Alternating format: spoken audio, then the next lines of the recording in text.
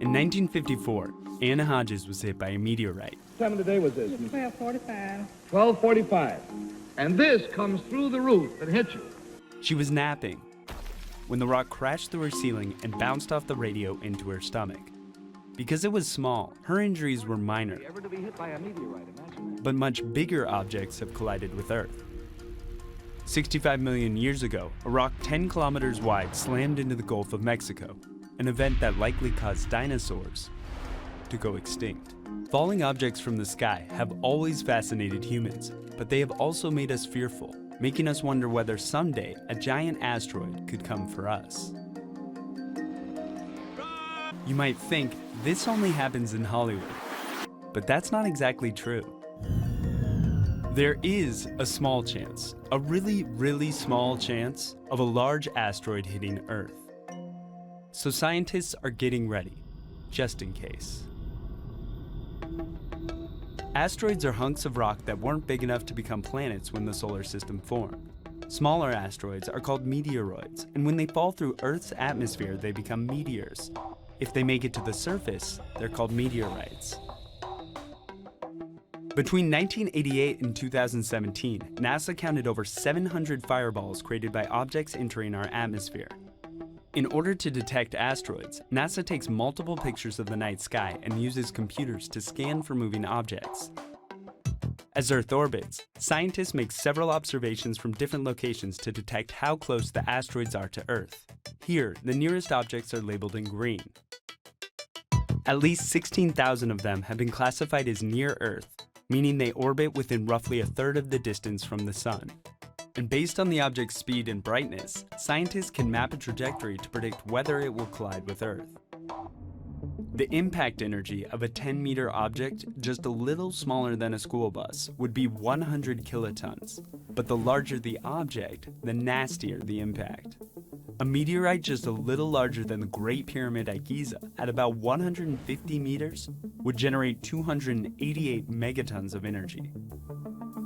For reference, the number of megatons in the payload of the Castle Bravo hydrogen bomb was only 15.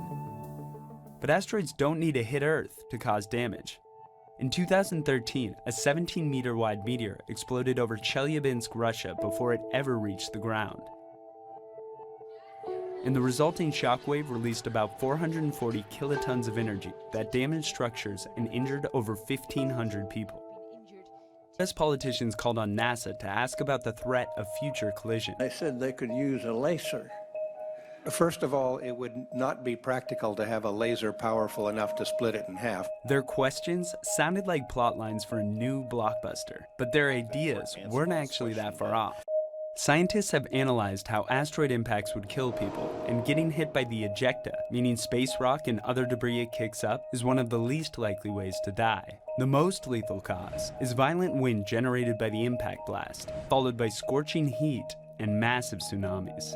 The odds of a near-Earth object strike causing massive casualties and destruction of infrastructure are very small, but the potential consequences are so large that it makes sense to take the risk seriously.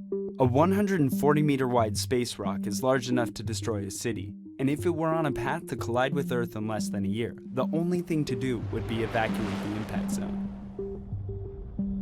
But if we are lucky enough to spot an asteroid 7 to 10 years out, NASA would have enough time to try deflecting the object, which they could do a number of ways.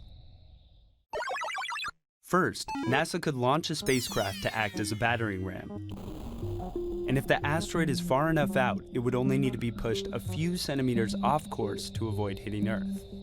Right now, NASA is in the early stages of DART, the Double Asteroid Redirection Test, which will try out this approach by trying it on a non-threatening asteroid called Didymoon, which will pass near Earth in 2022. Another method would be using something called a gravity tractor, which pulls the asteroid in a new direction and points it away from Earth.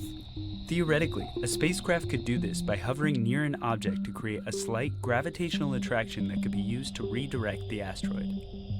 The third option would be to go full Hollywood and use a nuclear device to vaporize part of the surface. What you can do in principle, if you have a very powerful laser, is to cause jets of material heated by the laser to fly off of the asteroid, and that is essentially the equivalent of a jet engine pushing the asteroid off course. So far, NASA hasn't found any asteroids big enough to threaten Earth, but we haven't been searching that long. There's still lots of space to survey, and the big one might be on its way. We just haven't found it yet.